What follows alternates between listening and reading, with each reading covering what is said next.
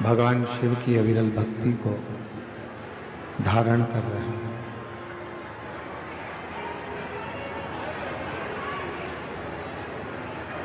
ना जाने कितने कितने जीवन आपके और हमारे निकल गए।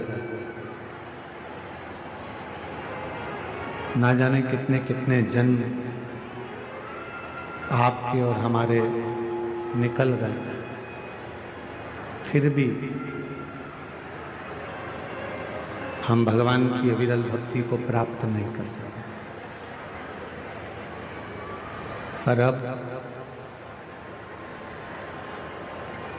जब ये योग लगा है भगवान की अविरल भक्ति को प्राप्त करने का, तो क्यों ना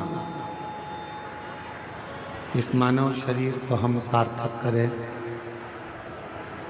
मानव शरीर को हम श्रेष्ठ बना लें, जिससे हमारे जितने जितने जन्म हो,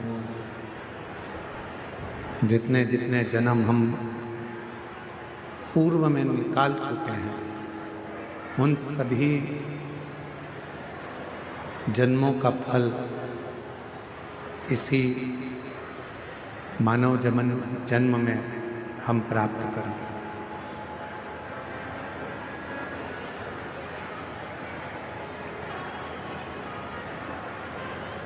मर जाना, फिर जन्म ले लेना, फिर मर जाना, फिर जन्म ले लेना, उसमें श्रेष्ठता नहीं है। आवाज नहीं आ रही है उधर पंडाल में।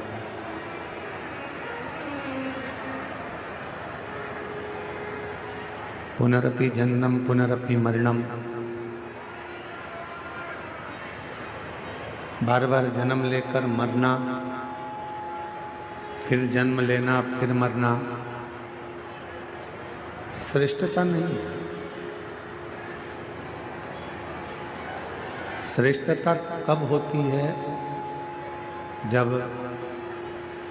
हम जन्म लेने के बाद भगवान की अविरल भक्ति में डूबे। आवाज नहीं आ रही है कहीं पर भी।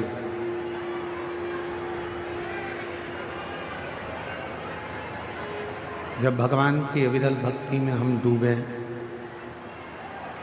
और भगवान का भजन कर कर, भगवान का स्मरण कर कर, भगवत नाम धारण कर कर,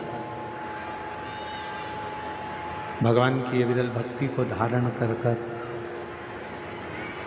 फिर हमारा कोई अगला जन्म ही ना हो।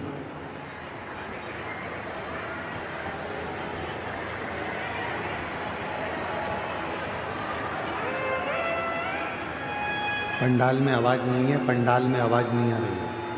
अंदर ही अंदर आवाज आ रही, पंडाल में नहीं है आवाज।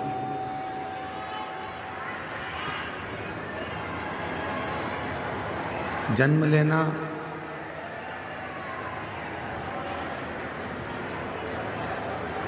जन्म और मृत्यु के प्रपंच से छूटने के लिए, जन्म और मृत्यु के प्रपंच से परे होने के लिए ये मानव का देह मिला, ये मानव का शरीर मिला।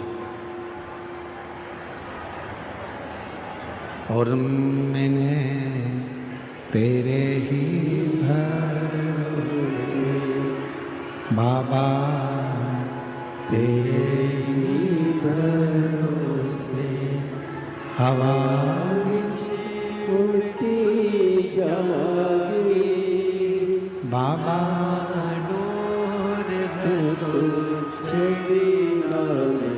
कटी जागी भोले मैं तेरी पतंग, शंभो मैं तेरी पतंग, हवा में उड़ती जागी बाबा, डोर है तो छठी नाम कटी जागी भोले मैं तेरी पतंग, शंभो मैं तेरी शिव कथा कर रही है। भगवान शंकर का पवित्र चरित्र कह रहा है, शिव महापुराण की कथा कर रहे हैं।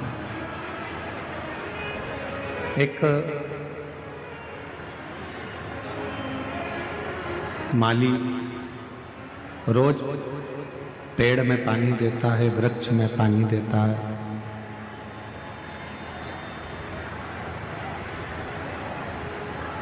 पर उस माली को मालूम है कि मैं वृक्ष में पानी तो दे रहा हूं, पर इसमें जो फल लगेंगे वो फल समय आने पर ही प्राप्त होंगे। माली का काम है रोज वृक्ष में पानी देना। समय आएगा जब फल अवश्य मिलेगा, फल अवश्य प्राप्त होगा, पेड़ में फल अवश्य लगेगा।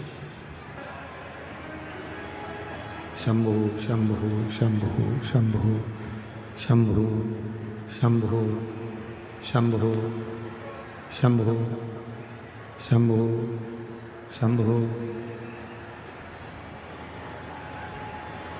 माली का काम है पेड़ में पानी देना, वृक्ष में पानी देना। फिर जब समय आएगा तब उस वृक्ष में फल अवश्य लगेगा, फल अवश्य प्राप्त होगा। शिव महापुराण की कथा भी यही कहती है। जैसे माली का काम है रोज पानी देना, रोज पानी देना, रोज वृक्ष के नीचे जाकर जल देना, फिर बाद में वो वृक्ष में फल लगना और प्राप्त होना, फिर बात का काम। उसी तरह शिव महापुराण की कथा भी कहती है कि रोज शंभु शंभु शंभु शंभु। स्पीकरों की आवाज बढ़ाइए, स्पीकरों की सब दूर करो। पानी देना और समय आने पर उसमें फल प्राप्त होना, उसमें फल लगना। उसी तरह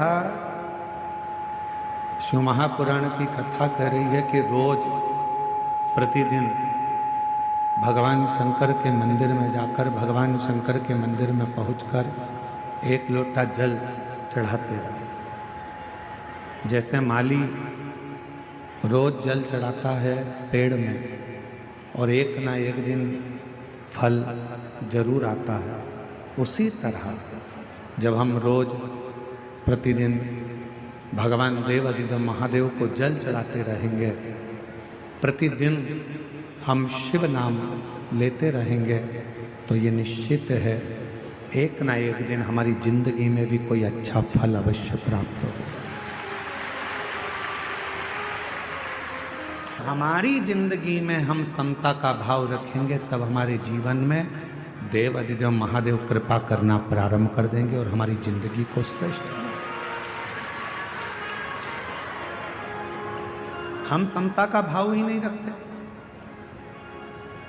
कभी विचार करिए कि मां सती के हृदय में, मां सती आखिर उनके मन में शंकर भगवान के प्रति कितना आदर होगा, शिव जी के प्रति कितना प्रेम होगा, शंकर भगवान के प्रति कितना सम्मान होगा, शिव जी के प्रति कितना आदर होगा, शंकर भगवान के प्रति कितना सत्कार होगा, कि आखिरी में सती मैया का हृदय भूमि पर गिर भी गया तो भी सती माता उस हृदय में शंकर को बसा कर रखी हैं। इसलिए आज भी वैद्यनाथ जी की पवित्र धरा पर मां शक्ति पीठ जिसमें हृदय गिरा है, उस हृदय में शंकर का शिवलिंग आज भी विराजमान, आज भी विराजमान। क्या कह रही है कथा? कथा कहती है जब हम जिंदगी में कोई संकल्प धारण करते हैं, जब हमारी जिंदगी में हम कोई विचार धारण कर लेते हैं, जैसे आपने 16 सोमवार का व्रत ले लिया, आपने पशुपतिनाथ का व्रत ले लिया, मान लो आपने 16 सोमवार का व्रत लिया, आपने पशुपतिनाथ का व्रत ले लिया, आपने कोई व्रत धारण कर लिया, और जब आपने 16 सोमवार का व्रत ले लिया, पशुपति व्रत ले लिया, या आपने कोई शुक्रवार का व्रत ले लिया, सोमवार का व्रत ले लिया, प्रदोष का व्रत ले लिया, तीज का व्रत ले लिया, कोई संकल्प आपने लिया, मान लो कोई आपने विचार कर लिया कि मुझे 16 सोमवार का व्रत करना है, मुझे पशुपतिनाथ का व्रत करना है, मुझे मंगलवार का व्रत करना है या सोमवार का व्रत करना है। कितने व्रत करना है?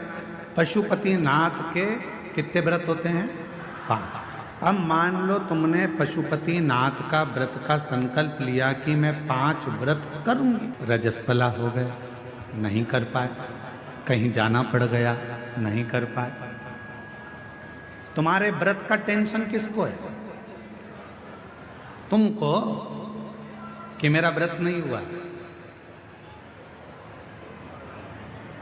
पहला व्रत यदि आपने कर लिया है, उसके बाद के अगर 4 व्रत तुम्हारे रह गए हैं, उसकी चिंता तुम्हें नहीं रहती।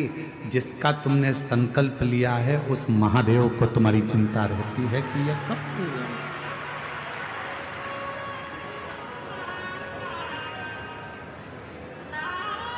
ये कब पूरे होंगे, कैसे पूरे होंगे, कब पूरे होंगे, ये उनको चिंता।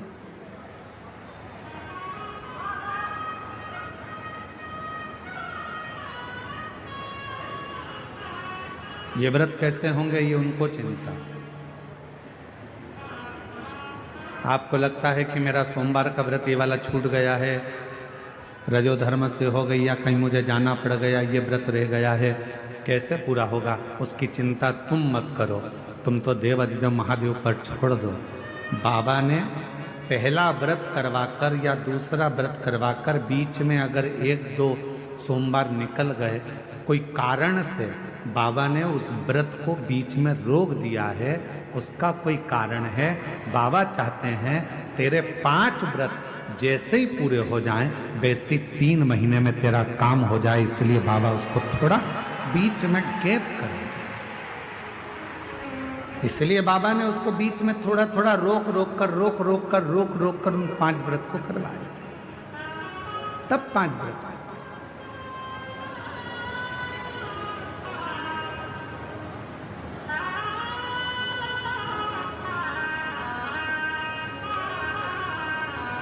इसलिए शिव महापुराण की कथा कहती है, जिंदगी का कोई भी पल, कोई भी क्षण, कोई भी समय आपके लिए, हर समय, हर क्षण, हर पल प्रसन्नता का और समता का होना चाहिए। प्रत्येक घड़ी, प्रत्येक क्षण।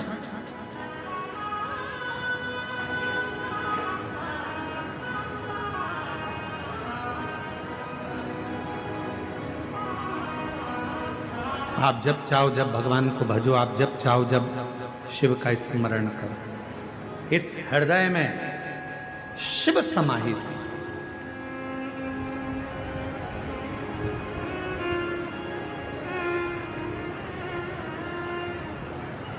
तो कहते हैं ना गंगा बड़ी ना गोदावरी, ना गंगा बड़ी ना गोदावरी, न तीर्थ बड़े प्रयाग, सकल तीर्थ का पुण्य वही, जिस दिल में शिव का वास। जिस दिल के अंदर शंकर का वास है, वो किसी तीर्थ से कम नहीं। जिस दिल में शिव समाया है, वो किसी गंगा के घाट से बड़ा नहीं।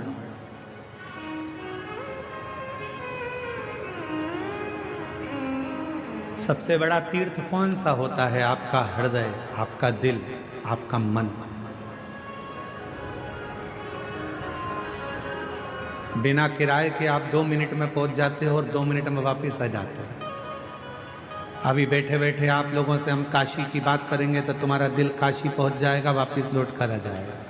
पैसा भी नहीं लगा, 1 रुपया नहीं लगा, घर में बैठे बैठे सारे तीर्थ हो जाते हैं। इसलिए शास्त्र कहता है, गंगा बड़ी ना गोदावरी, ना तीर्थ बड़े प्रयाग, सकल तीर्थ का पुण्य वही, जिस दिल में शिव का वास।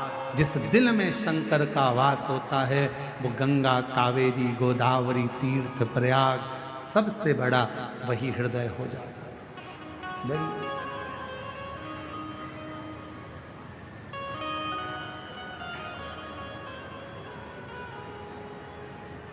सकल तीर्थ से बस अपने मन में तुम समता का भाव, पार्वती जी के हृदय में, सती माता के हृदय में समता का भाव था। कितना सुंदर संवाद मां सती ने कहा।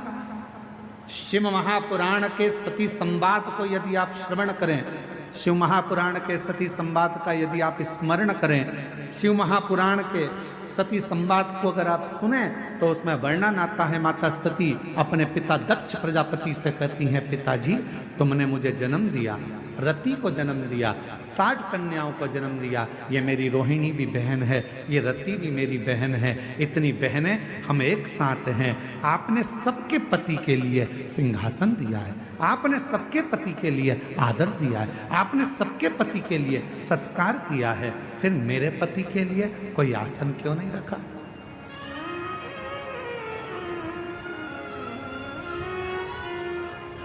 फिर मेरे पति के लिए आपने कोई आदर का स्थान क्यों नहीं रखा?